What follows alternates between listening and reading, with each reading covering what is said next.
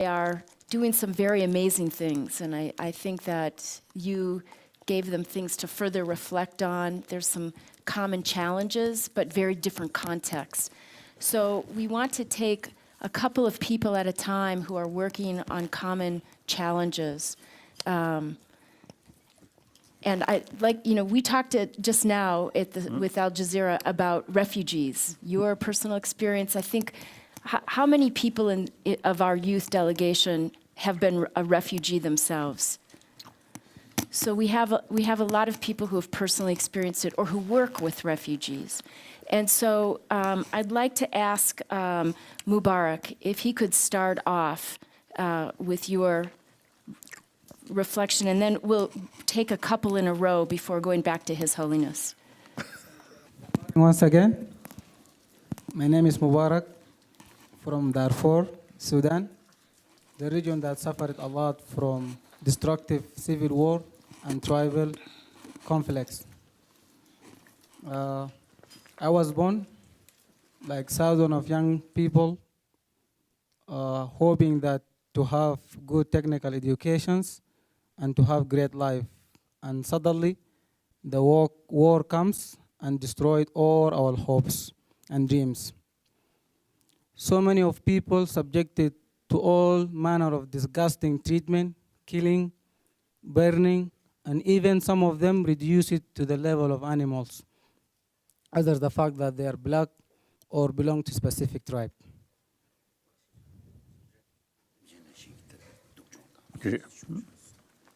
So in order to counter the balance of all this self-hatred and disgusting treatment that we have been through, I decided to work as a peace builder. So I joined a youth peer education network to train young people on peace building and problem solving, and also to restore their dignity and self-respect. So I've worked on like 100 villages of return villages, who those free to chat and come back to their areas in order to have normal lives. Those people have lost their humanity and hope in this life. So we train them to restore their dignity and once again fall in love with themselves. So we reached like over 100 villages of return villages and like more than 1,000 young people on life skills and problem solving to enable them and improve them to engage in peace building. So, Your Holiness, we all know that life is very tough. We can go through many difficulties, and life can turn us down and feel sometimes like we don't worth anything. And my question is, how do you use, or how we can restore dignity and self-respect to those who lost the value of humanity as well as the value of life for my young people? Thank you so much. If we can follow that. Yes. Good morning, Dalai Lama. I'm Mahmoud. I came from Damascus, Syria. Yesterday, in your answers to my colleagues' questions, you mentioned the importance of education in the peace process in many occasions. So I want to share my experience, my personal experience, the experience of 1,000 of Syrian youth. In 2012, when I turned 17, I got into the aviation engineering at Aleppo University. It was the school of my dream. I had dreamed for it for all my life. But Aleppo that time was burning. The war was at its peak. So my family was very worried about my safety. So here, either my life or my study. Here, I was so lost. I didn't have any choice. So I wanted to move to Lebanon, to take refuge in Lebanon, to be a refugee for a second time. In Lebanon, I moved to a place by myself without knowing anyone, a place without any resources, a place where there's a huge tension between Syrians and Lebanese people. In Lebanon, I was shocked that I couldn't continue my education because of the expensive tuition fees and because my lack in English skills back then. So in this situation, I find myself. I worked in labor work, in construction, painting, anything just to pay my bills. After these events, I was scared. I was terrified that I no longer I no longer can continue my education. I no longer can have a future. By a pure chance, I volunteered to help the Syrian refugee children in Lebanon. In my spare times, during my experience, my volunteering experience, I learned that there's something called a scholarship, and it's possible to get one. After a month of volunteering, I received a job offer from this NGO. So now, no more construction work, no more dust, no more uncertainty. After a year of this, I worked hard on my skills. So I got a scholarship at one of the most prestigious universities in Lebanon. So today, I'm responsible for running the operation of 3 educational centers for 1,200 out-of-school Syrian refugee children in Lebanon, and 2 scholarship programs for more than 50 Syrian youth in Lebanon and Jordan. Sometimes when I wake up, I ask myself one question: why I'm doing this? Is it the right place for me to do this? I do this so no more people can lose 2 years of their lives the same I did. Because in those 2 years, these people, they may lose hope. In this case, there's a huge chance that these people can go to extreme groups. I do this so people can get high education, so they can go and rebuild their countries in the rebuilding phase. So here, my question to you, Your Holiness, what dream did you lost, and how did you consolidate yourself after failing to achieve this dream? Thank you. And thank you, Mahmoud. Can you pass the microphone to Gotwell? Oh, can we pass the mic to Gotwell, who also works with refugees and youth and lost hopes and lost dreams? Good morning, Your Holiness. I'm really privileged to be here, to be among the youth leaders that have come to share our experiences with you so that we draw advice that will take us ahead. My name is Katwal. I'm from South Sudan, a country that has been in war for over 3 decades, and I was born in war, and I'm still living in war. So that is really sad for myself and for my colleagues who are coming from that part of the world. At the age of 11, 17 years ago, I was separated from my parents by Sudanese civil war, and then I had to cross borders to more than 3 neighboring countries in search of refuge and safety. So, and finally, I settled in Uganda, a neighboring country in East Africa. In Uganda, I make a choice to invest in myself through education. But 10 years later, I had a chance to go to South Sudan and to reunite with my parents after the independence of South Sudan from Sudan. That was 2011. And then shortly afterward, I came to Uganda. But I was so much moved by the situations. I was seeing fellow South Sudanese that were suffering income, and then I thought to myself that I had to make another decision. So I make a choice to dedicate my life to action. So I dropped out of college, and I formed a youth-led organization that works for peace building in refugee camps. And that way, I saw my life journey as a fuel that keep me moving to work for peace in communities.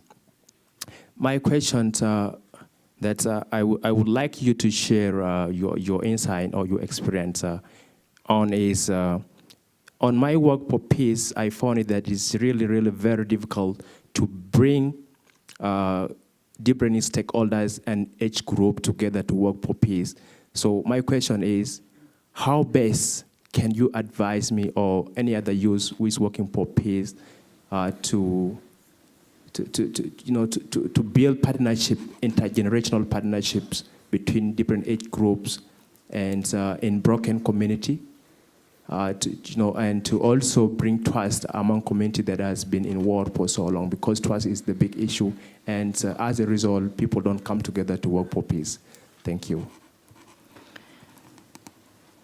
So how to restore hope for people who have lost everything, and what does your experience Basically, suggest? I think we already sort of discuss our hope and determination. And then in practical level, these are very, very complicated. I think our past mistake brought these problems. So we fully committed causes. So result, very difficult to avoid. So now what we can do is learning these sort of things, then think future, how to prevent this kind of situation. I feel that. So I just yesterday also I mentioned, this morning also I mentioned, now our small sort of group, I think very important is people from difficult area. So this, I think, very, very important. Outsider look from outside. So some of them, you see, as a good human being, really showing concern. And some of them, not much bother. So people who actually living in the troubled area and personally also get some experience, your sort of enthusiasm is much, much stronger. Now, yesterday also I mentioned, now this morning also I mentioned, now this small group should expand, eventually should become international sort of organization. And then some sort of international body, and like the United Nations human rights, as well as United Nations sort of UN refugee like that. So we should create some kind of NGO, you see, particularly focusing, you see, these areas. So in that respect, one sort of source of the problem is religious belief. So here, I feel Indian, you see, can help show them India's own sort of situation. Over almost 3,000 years, different religious traditions live together. Occasionally some problem. Otherwise, very nice. So, you see, this morning I mentioned, you see, eventually, I think Rinpoche already have some sort of wider contact with Indian different spiritual leaders and organizations and like that. So, that's my view. We should be, expand our work and our body. Then we can do more. Otherwise, a small group and complain, and we have nothing to help. So that's my feeling. Then eventually, you see your organization sort of more or sort of expand, and then visit, you see, different countries, and if there is possibility to share the local authority, including religious leaders. That's the only way. Otherwise, complain to me, I cannot do anything. Just to listen.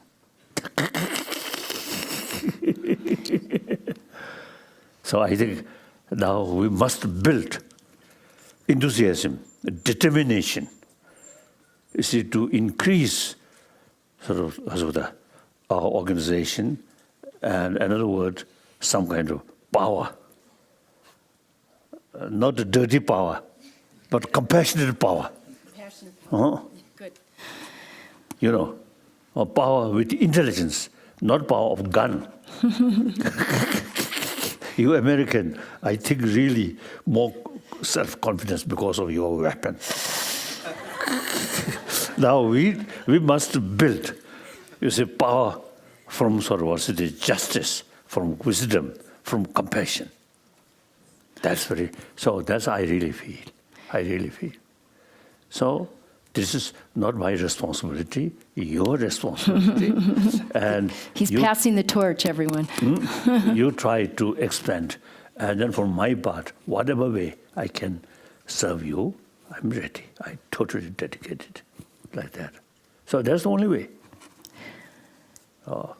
And then when you explain, you see these sad stories, then I really realize we Tibetan refugees are really very, very fortunate. Very fortunate. Firstly, our problem, not due to civil war. Civil war, something terrible within your own community, and create a concept of we and enemy. Very bad. So, in our case, you see, all these problems, because some new the guest without a proper invitation, that new guest come with weapon. So try to control every Tibetan way of life. But you see, there's clear sort of demarcation. If we want to create concept of we and they, there's clear sort of demarcation like that. And then secondly, you see, we totally committed non-violence way. So because, and then secondly, as I mentioned in the television interview, we are not seeking independence. Actually, 7th century, 8th century, 9th century, according to many scholars who carry research, mainly Chinese history book, so they concluded these period. There are 3 empires: Chinese Empire, Mongol Empire, Tibetan Empire. Like that, culturally, linguistically, even geographically separate. But world, now today's world, see, time come, we must work together. So that's why I think yesterday was European Union. I really admire European Union. Then eventually African Union, I think, should develop. And Latin American Union. Africa, too big, so maybe Northern African Union, East Africa, Central Africa, South Africa, some kind of union. And should develop the sense of bigger union, not just small. Middle East as well? Middle East as well? Yes, certainly. So each individual country, and of course, I have no right to criticize anyone, but like Mugabe, too old, but he still hold president. I think his own country, Zimbabwe economic condition, I think bad, but still he consider he's supreme leader of that nation. Something wrong, really. It's difficult. So African Union.